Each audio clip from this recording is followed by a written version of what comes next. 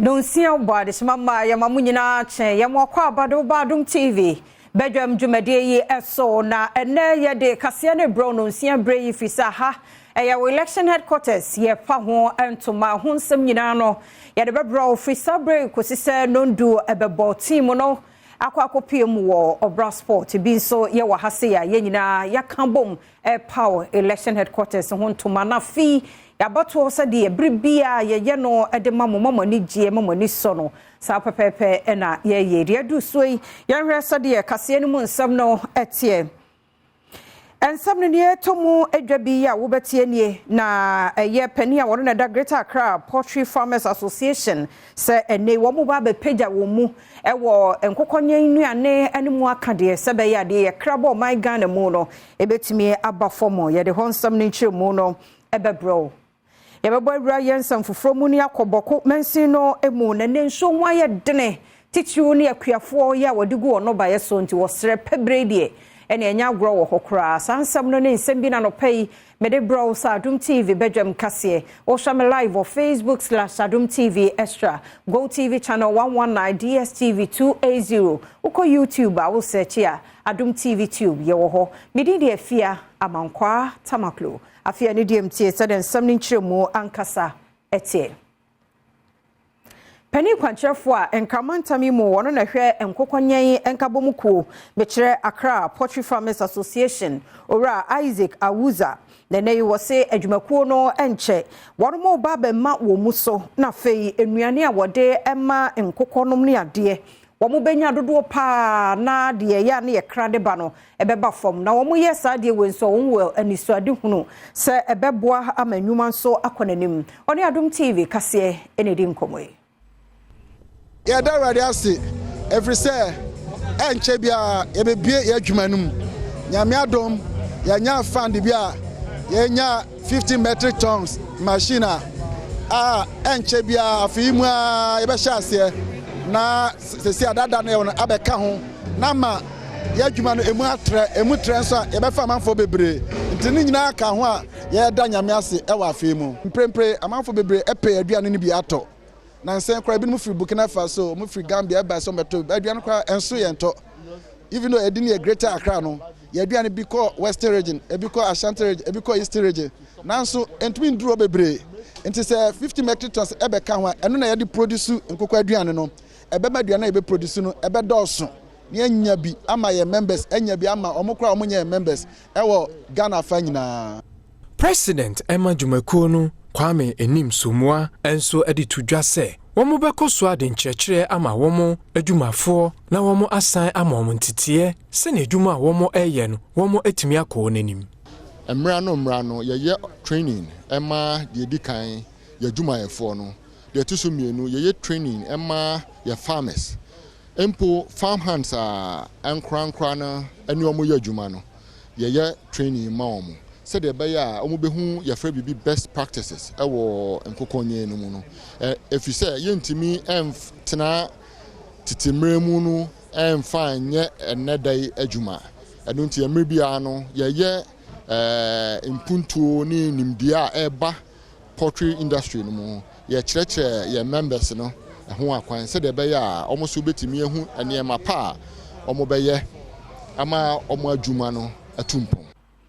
Ekuafo ya womo ewo kuka ekrom ewo boko mensimo ewo apa East Mantam ni mo se needie womo no baye na ehye fi se peno aba no aye nyina ye hunu no womo de de twam tinsuo no a womo de gugu no baye no so no ni nyina awe womo srempanifo se nkebe ya womo meboa womo na dam no womo anya dodo wo ho na se ko wura pabremu yete seye mu a womo de sanso no agugu no baye no so na asodo so kama ama ye so yenya biadia Oni Adom TV kase ne disa enkomoi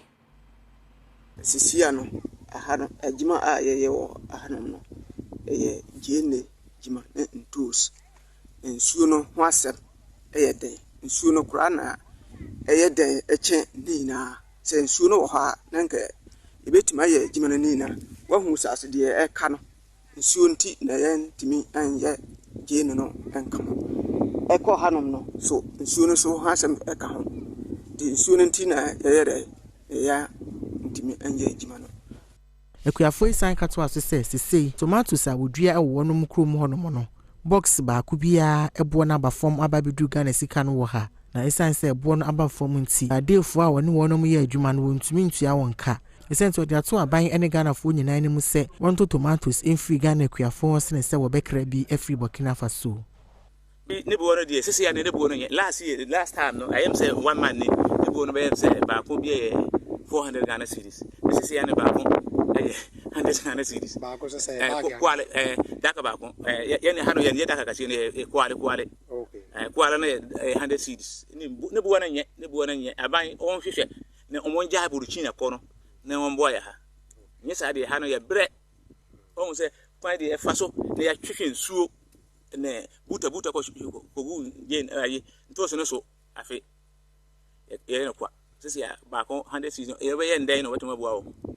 afumantam mu pani a wono na hwe nwumasua so ye Lucy ama Ankra wode ato nkronkro ahodo mpanifo nyina anim aban ne bona ne homoden de ye na afamu de e wo nwumasua mu nkro no nso ye wo mu chefa se ye nso ye betumi aye de kakra bi a ye be ye e de aboa ma schools ahodo a wo ye mansin ye nkropon ahodo mu agina ne naso no ma me Lucy ama Ankra e de to ye anim se ye nya ne saa Lucy ama Ankra eya hafomantamu panyin kwankyerefo a wo hwe adesua ho nsem so wode ato nkuru ahodo nyina anim se wonom mmoa se de be ya hawo ene akwansidi ahodo a ewo schools a wonom nkuru ni mu no wo betumi aboa abra won nananom ahemfo awofo adesuafo ene GS adwumayefo edi nhyiamu ewo ntotoro so ena wo kire mu se nkura ahodo a schools ewo mu no wonom wasade se wo behwe na akwansidie bi ewo honom no wonom so aye wonom fam die aboa wonom wo kire mu a ankura ensori ahodo adwumakuo ene afoforo ahodo bebree a ewo nkrom ho no obetumi aka won ho abomu na wode akade ye betumi aboa ma de kire ene adesua konkan aboa schools ahodo ne sanse aban nko a entumi nye wosan kato aso se die nkuro bi e wo man mu wonom emmoa ema wonom schools enkonkan wo man mu no ha adwene pa ne kasa ye mu no wo kire mu a aban ene awofo ya wonom ma e wo sa schools mu ho no enye wonom nko a asede se wonom wa kwansidie bi a wonom ne sese wo hwe no wo ka ho asem. Fortunately, this does not often happen in Ghana. Some communities members distance themselves from the affairs of the local schools. They expect only parents of students and the government to do everything. The only time those people visit the school is when they are seeking admission for their children. Beyond this, they have nothing to do with the school. Dunkwa hene okufro bo ben nuakon ya wotoso miensa wo apa Denchira East mensimu e wonfinfin mantemo da mampani na nado dankwa kufu ado ase senne womra shebedwani ya wo apa Denchira East Dr. Festus Ewua Kofi wapa ono se trofo abedi akire ya onhwe employment ene labor relations so ya preache MPP eno omu nyina wo MPP nankesa no apa Denchira East and West omu nyina womato aba ma MPP sa nti sa wo chade na se da bia ye che ne esisu da bia ye che ne esisu a ti na ide so ama ye bia omu se aye near to the full time there aben na so onya de abo ya ma ye da na se wakaye se apa Denchira East yesusu ye wo nti na mi ada wo man so wasan so ade epani na kwakoto labor ano dunkwa ohene esan so de to manfo a wonum ewo mansini ne hono mu nyina enimu se de meka che o manfo nyina ne se ya ma obi gina brobi a se domo o hono mu amoa no a ontimi nye adwuma bi a yeso adwuma bi a ye bia wo hia moa akonya na metiso se mempanimfo yi nta machi a se adwuma di a me di mintimi nti saa na sese yenso so ye boa no ye de mpaibɔ ta na chi se de be adwuma di bi a opeso ye bia no obitimi asom na ono so aye na timi aboa oman no na dunkwa Denchira man no so yenso yenya nkunimidie franka Dwamtenani dema NDC amanyoko Yowra Johnson sedu enketia. Dene wode to Western North mantam ni mu enim se wo musa mampani Nana Adom Kwakufu ado se adenti na asoafo no a wapa wo mu emu ba akokoro ani ho a wo free Western North mantam ni mu emu nsam eni Akufu ado na bebo mo misa no se no na ba sawi ha ebeka se o create Western North no amamu development yes ha no obeka ye nade na o che ni minister fo a wa amamu bie enti ajimfo na beba ba mu development no ha amamu enti mesamo oba na mo beti se MPP fo eye rally bia mo twa question number 1 say dan now say Oti region ami anya development na nipa ebefa wo so na wo di development na aba o chicha no so wa ma ebi Samson ahi eyemra shebedwani ewo sehwibodi wono so di tuja se 20 na nido eba bodi ha eba ka chere na bodi here eni o mani na se bodi to ibo so kwan o de ma contractor form yensa enti enche o bagu kota afiri bodi akota ibenso ena na bodi here ore le dom o mo bo munsam ema na ko fodo ebesine because the prayer photo I also do bodi kwano so amubaye kota wa enchi kura omungubi Eguso aye NDC amanyoko no ensemu a yekwa apa West Achim abato mpesua no so wopoye mantam ne mu ne ho ena wode peace and unity walk ahwehwe so a watu din enidaso walk na wombuta nyina ene se eye polling stations ahodo constituency mu ne de wombedi sunkunim ewafi abato Akufu leadership for the past 7 years on the Badwam Adom and Fanfasude bi ambrega na for eji yebobo na the 11th hour or the 9th hour ukofi welusube 5-0 oh yeah changes out say number 3 emebo number 9 emebo number 4 number 2 emebo number 7 you have changed nothing Nyanka Ghana for expecting from Omo and it's all about downsize the government. President Mahama said if we need elections, he would downsize the government size from over close to 100 ministers to 50 ministers. Dr. Baumia or Yemampenia Bediachi or the HDB and so on also downsize. Why is it that people don't mean downsize the government? Hey, uselessness. We shouldn't even discuss it. The mood of the country today, and the pressure, people are dying out of pressure. Manodra ehwe animu kwan se obegina ndisi amanyoko ni dinimu na wa pray apa West Achim abato ampesu ya mra shebedwa akunya no ono so di tudwa se omampanyin dada John Dramani Mahama 24-hour policy a wode abetudwa no eyade a eba abeboa pa honorable dra ebe Obama emebu no eye the youth ewo adeso ene ne mpatemu hanom se wo hwa adwuma krom ha adwuma ni ha na ye ba se ye ba be siesie kuro no afa adwuma ama youth no yankopon chaade a ye papa nso so ede na agenda abetu dwa se oba be run 24-hour economy ama ye na ye ba te kakrakati kuro mu ha adane white elephant de ye mfa boni ya decide ne se adeso man ede ye mba power next year ye ne kura ne first constituency a ye be di ka run 24 hours no Dr. Ni Francisca Saliamwa enene wode afutuo ne kokobo Ghana dihye bia ne tichu ne obia ya na ba wadwem se kawano adrowu anahye wo ho akonfuwo no wode afutuo amasafo ne nyina se sani bi se koso ewo somu a hwe na mpanimfo bi se bia sori mpanimfo asofo awofo abata mpanimfo bi ewo o community ne mu no ene won mu eni nkomo na sa nkomo no mfiri wakomam na yie entoyie emu nsamo ne adom kase etwaso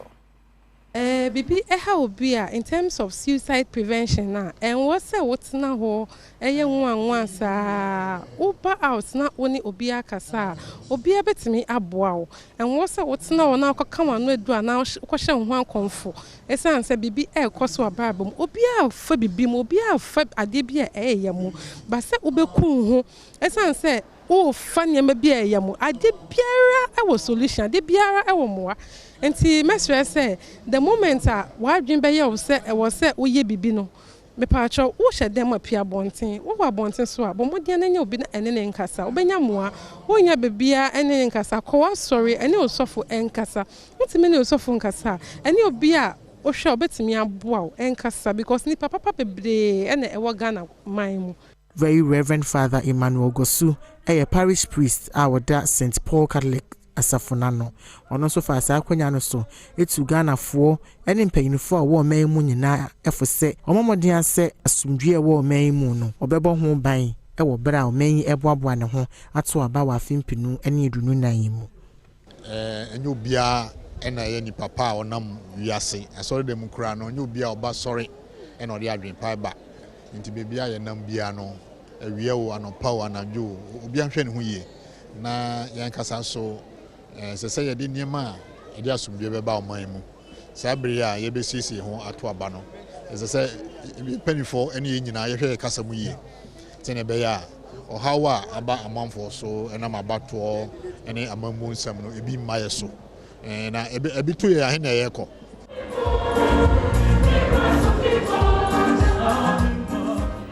Bayanto Adom TV Badwam kase no so na ye monwra yensam foforo emu a enipa besa 20,000 ya womo ewo mfimfin mantemu emma ne mabunu ene womo a won edi demo eka ho bi ne wo benya mfaso de free Ghana Enterprise Agency training ya wode emma womo na ye shawasene na bibi kakra bi a obenya bi abetimi de aye adwuma bi a eso mfaso no be bebre ehun nsam kaye ene se de koye na Adom TV kase pie ho etwaso Penwuse ba bosume na ne kakra ni asusompidie bi ba